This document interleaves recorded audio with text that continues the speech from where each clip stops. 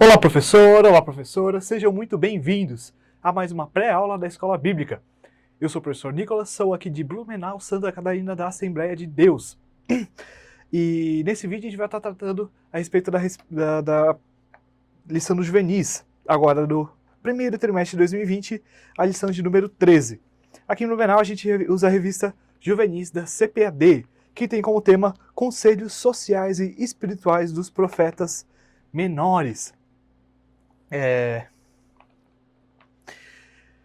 O tema dessa lição 13 está com o seguinte tema: Malaquias, o valor da família. O versículo-chave dessa lição é: Vós, maridos, amais vossa mulher, como também Cristo amou a igreja e a si mesmo se entregou por ela. Efésios, capítulo 5, versículo 25. Os objetivos dessa lição são: primeiro, apontar o objetivo de Deus para a família. Segundo, explicar que a aliança de Deus com o ser humano não o isenta de compromisso com a fidelidade. E terceiro, evidenciar a importância da integridade familiar. Como eu já comentei, nessa videoaula a gente vai estar dando algumas dicas, algumas orientações, algumas sugestões para você professor, você professora, está preparando a sua aula, está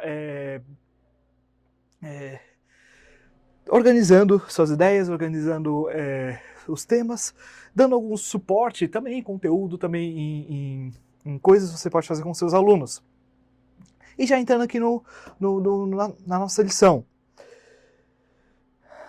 A nossa lição fala sobre o livro de Malaquias e vai focar dentro do livro de Malaquias sobre a importância da família. Mas eu queria comentar um pouco mais sobre o livro de Malaquias em si nessa videoaula, porque é um livro muito rico, muito importante.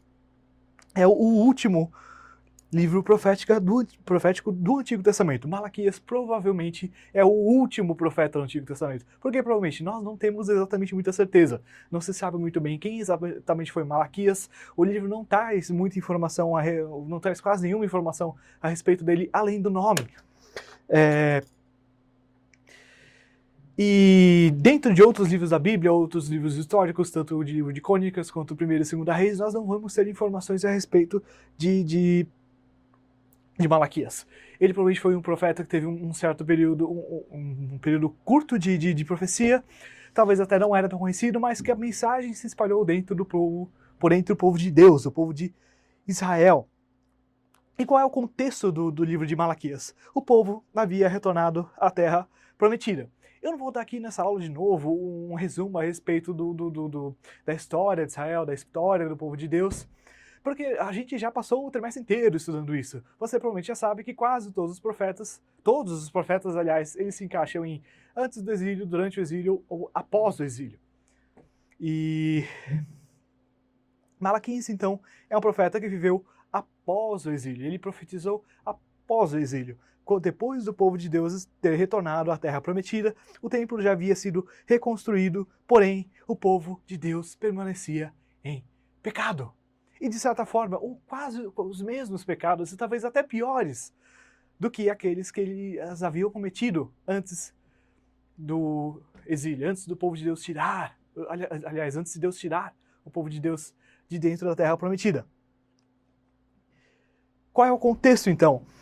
Após as profecias de Zacarias, o povo tinha expectativa de um rápido cumprimento, porém com o tempo eles desanimaram.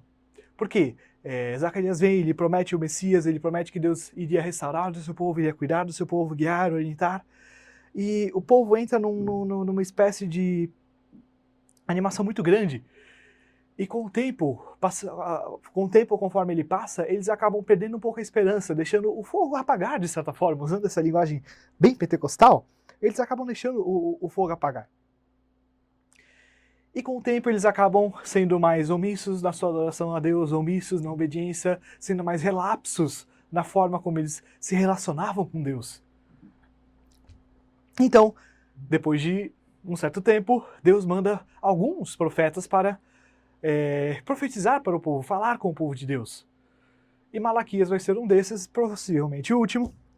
E logo não, um tempo depois ainda, nós vamos ter a vinda de Cristo. E então nós vamos começar o Novo Testamento, mas isso é tema para uma outra lição. Mas eu queria deixar aqui já uma breve comparação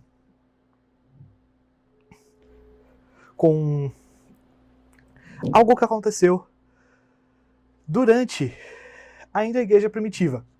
O que acontece durante a igreja primitiva? Jesus vem, ele retorna aos céus, mas antes de retornar aos céus, ele promete que ele voltaria. E o povo de Deus, então, a igreja primitiva, ele entende que esse retorno de Jesus seria breve, seria muito logo, seria ainda no tempo de vida daqueles que haviam visto Jesus. E como todos nós sabemos, é que isso não aconteceu dentro do tempo de vida daquele povo. Afinal, já passaram 2000 anos desde então. E eu particularmente, não conheço ninguém que tenha vivido dessa época. Fazendo uma brincadeira com você, professora. E é importante a gente analisar a diferença. O povo de Israel, após um certo tempo, eles desanimam, desistem e se tornam relapsos na sua adoração a Deus, se tornam omissos na sua adoração a Deus. Mas o povo de Deus, a igreja, após 2000 anos, ainda está confiante, ainda está firme na promessa de que Jesus um dia irá voltar, irá buscar o seu povo, irá restaurar o seu povo. E o que nós devemos já tirar de lição, já de antemão, antes de começar a ler, antes de começar a estudar, evidente, de forma mais específica, o livro de Malaquias. A nossa fé não deve depender da velocidade do agir de Deus, mas sim da certeza de que Ele age, da certeza de quem Ele é. O povo de Deus de Israel, ainda na época após o exílio, confiava em Deus baseado na velocidade do agir de Deus, baseado no quão rápido Deus respondia às orações, no quão rápido o Messias iria vir, no quão rápido Deus fazia e atendia os pedidos e as necessidades de Israel. E após uma suposta demora de Deus, porque nós sabemos que Deus não demora, Deus faz todas as coisas no tempo certo, na hora certa, conforme determinado. Nós vemos que eles acabaram esfriando na fé. E o povo de Deus, igreja, nós hoje, nós confiamos em Deus por quem Ele é, porque nós sabemos que Ele cumpre as suas promessas. Assim como nós sabemos que Ele cumpriu a promessa de enviar o Messias prometido e trazer a salvação a todos nós e cumprir muitas coisas que a gente vai estudar aqui no livro de Malaquias. A gente vai estar comentando depois. Nós queremos até hoje que esse Deus que foi fiel, que foi firme nas suas promessas, ainda é hoje e o será amanhã e eternamente. Então é muito importante a gente sempre ter isso em mente. E aqui nós vamos então para o segundo tópico da nossa lição, a estrutura do livro de Malaquias. A gente pode dividir o livro de Malaquias em alguns tópicos, em algumas seções, além até dos próprios capítulos que estão no livro, você consegue identificar alguns temas, e a gente vai estudar um pouco mais de detalhes cada um desses tópicos, cada uma dessas seções do livro. O primeiro é o amor de Deus e os pecados dos sacerdotes. Os sacerdotes estavam cometendo pecados terríveis frente ao seu ofício com Deus, frente ao seu trabalho para com o templo. A Bíblia vai falar que eles ofereciam animais cegos, aleijados, comida podre, comida estragada. Isso para Deus era uma ofensa terrível. Eles não cumpriam as diretrizes que Deus havia estabelecido no Pentateuco, ali em Êxodo, principalmente Levítico, mas também em Êxodo, em Números, e reafirma depois em Deuteronômio. Eles não cumpriam as diretrizes que Deus havia passado para os sacerdotes. Eles não cumpriam os mandamentos de Deus, eles não davam exemplo para o povo. Porque você imagine, se os sacerdotes não obedeciam a Deus de forma fiel, de forma zelosa, por que o povo então o faria? Ora, nem mesmo aqueles que Deus havia chamado para servir dentro do templo, que deveriam ser santos, separados de todo o resto, serviam a Deus de forma excelente, serviam a Deus de forma com fidelidade, por que então o resto do povo faria? Muitas vezes, quantas vezes nós não observamos quando a igreja, eu não vou dizer que a igreja dá mau exemplo, porque existem muitos dos maus exemplos aí que nós vemos nem é da igreja. Eu nem considero igreja. Coisas terríveis às vezes que vemos pessoas ensinando heresias e ensinando coisas que não estão nas escrituras. Mas imagine as pessoas de fora do mundo, quando elas olham para aqueles que se dizem igreja fazem tais coisas, por que então eu deveria fazer diferente? Ora, aquele que é líder, que devia dar exemplo para o povo, faz coisas terríveis, comete pecados terríveis, então por que nós deveríamos fazer diferente? E Deus chega ao ponto de dizer, em Malaquias 1:10, quem dera algum dos sacerdotes fechasse o templo, fechasse as portas do templo, seria melhor. Porque ao fazer o ofício do templo, o ofício dos sacerdotes de forma tão perversa, eles traziam ainda mais condenação para si mesmos. Eles não traziam justiça alguma, eles não traziam fidelidade, bondade alguma de Deus, da parte de Deus, não. Eles traziam ainda mais motivo para suas condenações. Seria melhor que eles parassem, que eles não fizessem nada. Porque se eles não fizessem nada, Deus não ficaria contente de forma alguma, mas eles estavam dando ainda mais motivos para Deus se entristecer. Mas uma coisa que a gente tem que observar, o amor de Deus por nós não depende de nossa fidelidade. A aliança de Deus com Israel e o seu amor constitui um concerto perpétuo. E mesmo em meio a todo aquele pecado de todo o povo, dos sacerdotes, da população, em várias áreas, o amor de Deus não muda. Nós não somos mais ou menos amados por Deus porque nós obedecemos mais ou menos a Ele. O amor de Deus, Ele é o mesmo ontem, hoje e para sempre.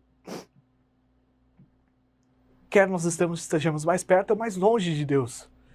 O amor de Deus por nós não muda. Porém, isso não muda a justiça e a santidade de Deus, nem o que Ele espera de nós. E o que Deus espera de nós? Nós vamos estudar nos próximos tópicos. Mas o fato de Deus nos amar, mesmo como quer nós estejamos perto ou longe dele, Deus nos ama da mesma forma. Mas não significa que ele deixa de ser justo, que ele deixa de ser santo, que ele deixa de ser puro. E nós, para podermos ter um relacionamento com Deus, devemos buscar a santidade, devemos buscar a pureza, devemos buscar a justiça, assim como Deus é santo, puro e perfeito. E no segundo tópico, divórcios e casamentos mistos.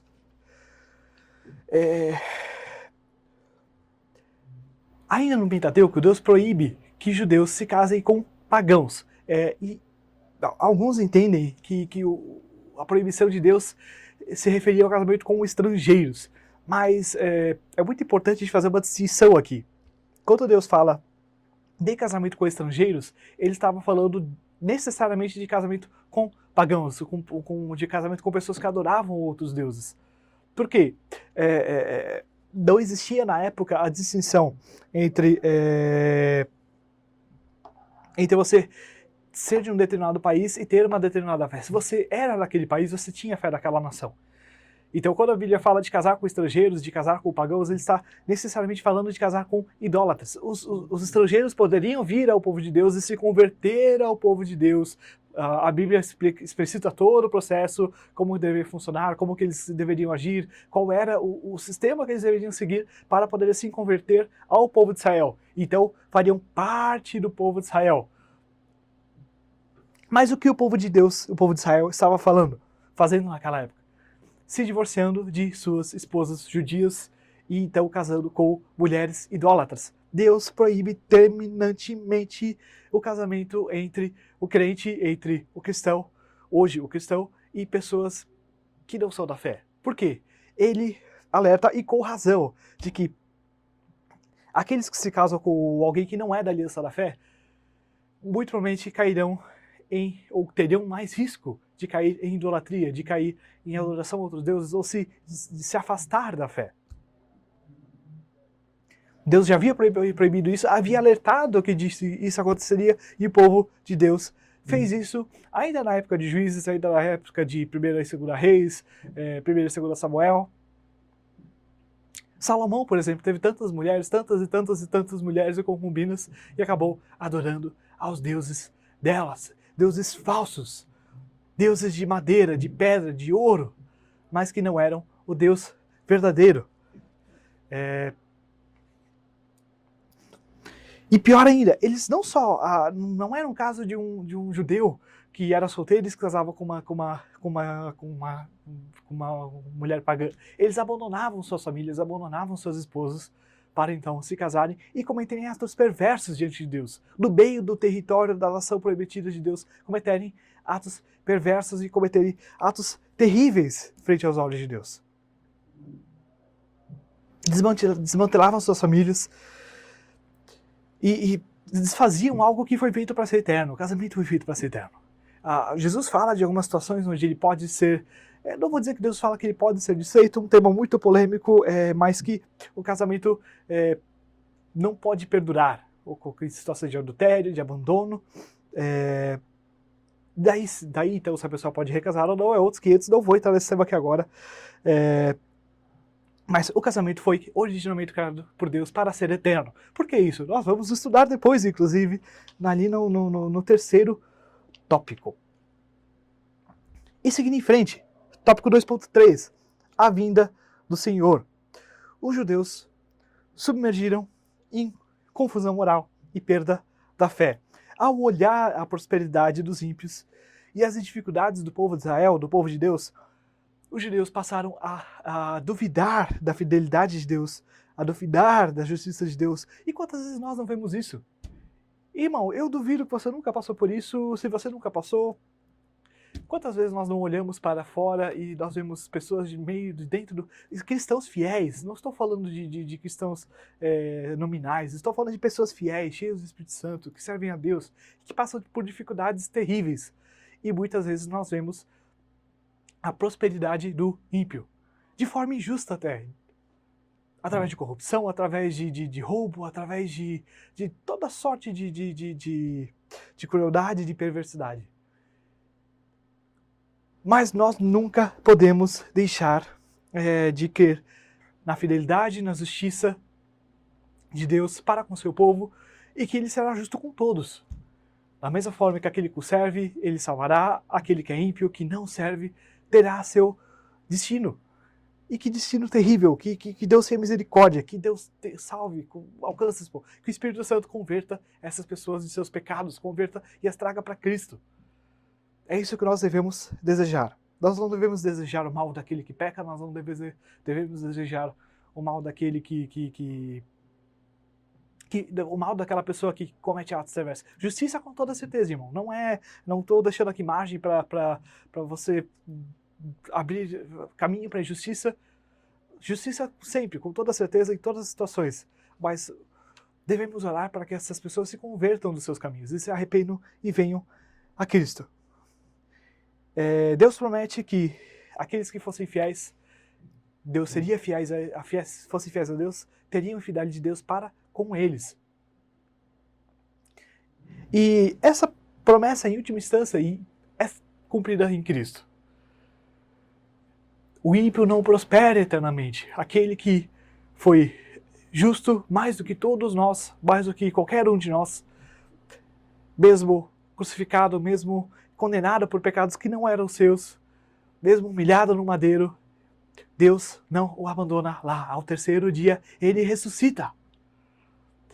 Ele ressurge dentre os mortos, com um corpo glorificado, vitorioso, com toda a autoridade vinda da parte de Deus sobre ele. Quando nós vemos as promessas de Malaquias, de que Deus seria fiel e que Deus não deixaria o justo desamparado e que Deus daria justiça frente às injustiças daquele tempo, nós devemos enxergar também que Deus traria justiça, chegaria os infiéis e preservaria os fiéis. Mas em última instância nós devemos enxergar Cristo, aquele que, apesar de toda a injustiça sofrida contra ele, Deus foi fiel até o fim. E através de Cristo toda a justiça veio ao mundo. Nós somos declarados justos através da justiça de Cristo. Nós somos declarados limpos, puros e santos através da justiça de Cristo.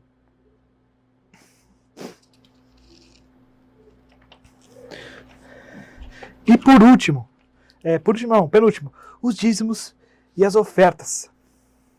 O povo de Deus, então, havia se tornado omisso nos seus dízimos e nas suas ofertas. Os dízimos e as ofertas, eles eram o sustento dos levitas, que trabalhavam no templo. Os levitas não poderiam ter posses, os sacerdotes, mais especificamente ainda, eles não poderiam ter posses próprias. Eles viviam daquilo que Deus mandava através dos dízimos e das ofertas. E não era somente os dízimos. Se você for olhar o Pentateuco, existe toda uma série de regras. Por exemplo, todo animal primogênito, a primeira cria de um determinado animal deveria ser necessariamente, obrigatoriamente ofertado. Ou seja, não era somente o dízimo, os 10%, era mais. O 10% era uma parte só. Mas toda a melhor parte de cada plantação, a primeira cria de cada animal, o primeiro filho deveria ser ofertado a Deus. Claro, as pessoas não eram sacrificadas, eles deveriam ser resgatadas em troca de um certo valor em dinheiro estabelecido por Deus na época. Mas todas as primeiras coisas eram de Deus. E eles estavam sendo omissos frente aos sacrifícios que ele ofereciam pelos pecados, como eu já comentei, ofereciam animais cegos, mancos, defeituosos, algo que era terminantemente proibido por Deus. As pessoas deveriam mostrar o seu respeito, o seu temor, o seu amor a Deus, oferecendo o melhor que elas tinham. E elas prometiam o melhor e entregavam o pior. Prometiam o melhor e entregavam o pior. Quantas vezes nós não fazemos isso ainda hoje, irmãos? Prometemos o nosso melhor a Deus, prometemos toda a nossa fidelidade, todas as nossas forças, todo o nosso amor, toda a nossa alma, e nós entregamos a sobra. Entregamos a sobra. A gente vai estudar um pouco mais aí no terceiro tópico da lição. Deus nos quer por inteiro, por completo, Ele não quer uma parte, Ele quer tudo. E ao entregar dízimos e ofertas, o povo de Deus estava mostrando que Deus era o verdadeiro dono de tudo. Tudo que eles tinham vinha de Deus, tudo que eles tinham provinha de Deus. Quando eles entregavam os dízimos e as ofertas, eles estavam apenas mostrando isso. Eu estou entregando porque tudo aquilo que eu recebi é de Deus, veio de Deus, então eu estou devolvendo uma parte disso. E ao negar e ao reter os dízimos e as ofertas, eles mostravam que na verdade eles não acreditavam nisso, eles não confiavam nisso. Eles não confiavam na provisão de Deus, não confiavam no agir de Deus, não confiavam no amor de Deus e no cuidado de Deus por eles. Tanto que Deus os desafia. Façam uma prova comigo, entreguem os seus dízimos e as suas ofertas, e o melhor que vocês têm, e vejam se eu não vou prosperar os celeiros de vocês, prosperar as plantações de vocês, as crias de vocês.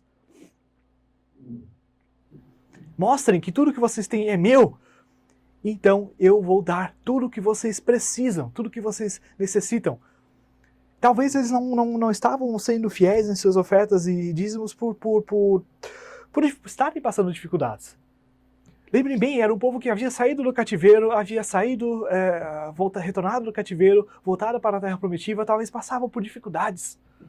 Mas a nossa fidelidade e a nossa consciência de que tudo que nós temos vem de Deus não pode nunca ser abalado, não pode nunca diminuir. E aqui, agora, o último tópico do livro, o triunfo dos justos. Deus novamente promete ser fiel àqueles que o amam e o obedecem. Novamente, olha alguns versículos, Deus vai prometer sua fidelidade, sua justiça, seu amor, a sua bênção sobre aquele que permanecesse fiel a Ele.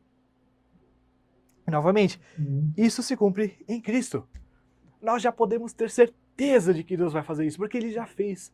Toda a plenitude da bênção de Deus, toda a plenitude do amor de Deus, toda a plenitude da justiça de Deus, da santidade de Deus, do cuidado de Deus, está encarnado em Cristo. Porque Deus mandou a Cristo. Nós não podemos duvidar, nós não temos motivos para duvidar de que, entregando o seu Filho, negaria a Deus a nossa necessidade, o nosso pão de cada dia. Talvez Ele nos permita passar por provas, talvez Ele nos permita passar por necessidades e dificuldades temporárias ainda nessa vida. Mas nós podemos ter confiança de que em Cristo tudo isso já foi provido, tudo aquilo que nós realmente necessitamos já foi dado a nós. Indo aqui para o terceiro tópico da lição. Já encerrando, a mensagem de Malaquias. A mensagem de Malaquias.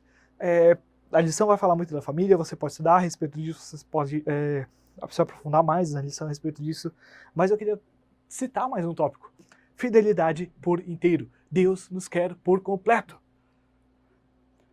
Quando Deus diz que os sacerdotes não estão oferecendo os sacrifícios que eu peço, o povo não está entregando aquilo que eu quero nos seus dízimos e nas ofertas, o povo não está entregando a confiança que eu quero, o povo não está preservando a família, seus casamentos, seus relacionamentos familiares.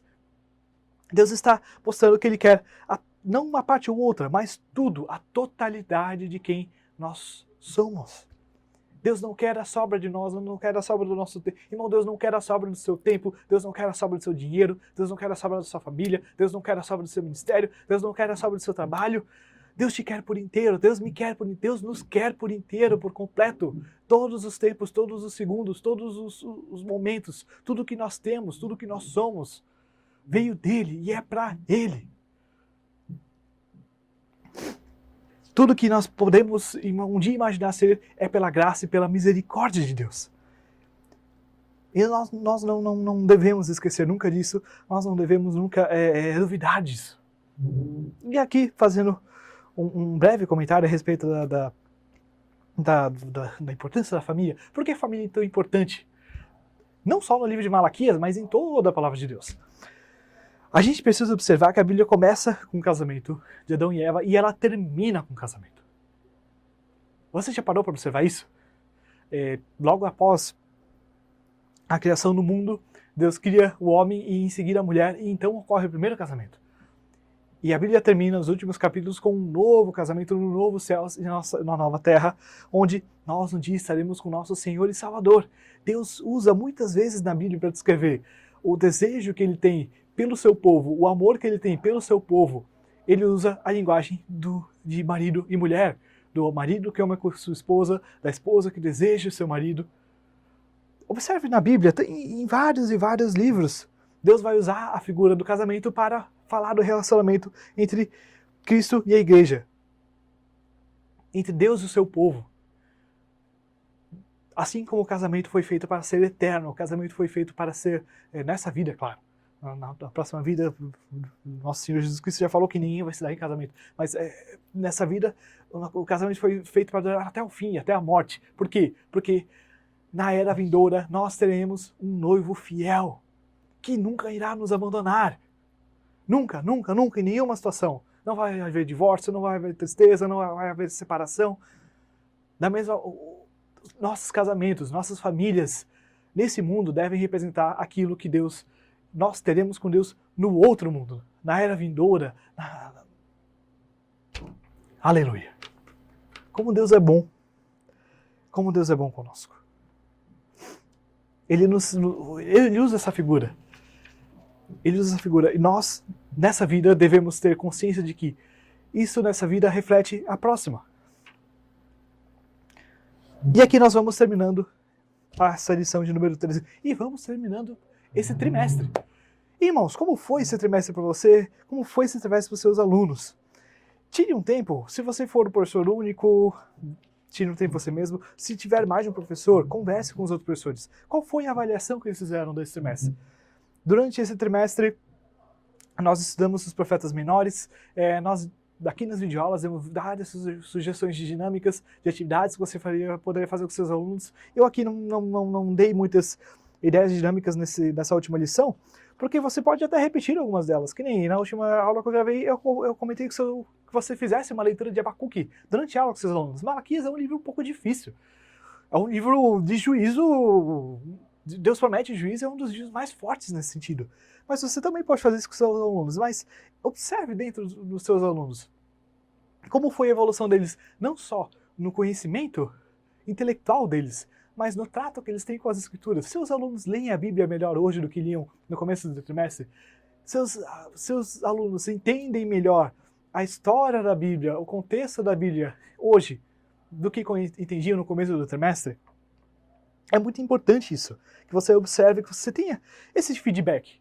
Converse com seus alunos. O que eles cresceram na fé, no seu relacionamento com Deus durante esse trimestre? De que formas eles estão mais próximos de Deus, estão mais perto de Deus agora ao fim desse trimestre? Que Deus abençoe você e sua classe, que Deus abençoe você e sua família. Eu tenho certeza que você tem buscado ser um professor excelente, que se capacita, que estuda. E permaneça assim. Deus tem grandes bênçãos para os seus juvenis. Eu falo adolescentes porque eu trabalho com adolescentes, 15 a 17 anos, para mim ainda são adolescentes. Deus tem grandes bênçãos para os seus juvenis através da sua vida. Deus tem grandes bênçãos para você através da vida dos seus juvenis, através desse ministério que você tem feito, tem dedicado, tem se dedicado de forma tão zelosa, de forma tão excelente. Que Deus abençoe você e sua classe. E terminando esse trimestre, tira um tempo para refletir, tira um tempo para conversar com seus alunos e seus professores. E até uma próxima aula, até um próximo trimestre. Que Deus abençoe a todos.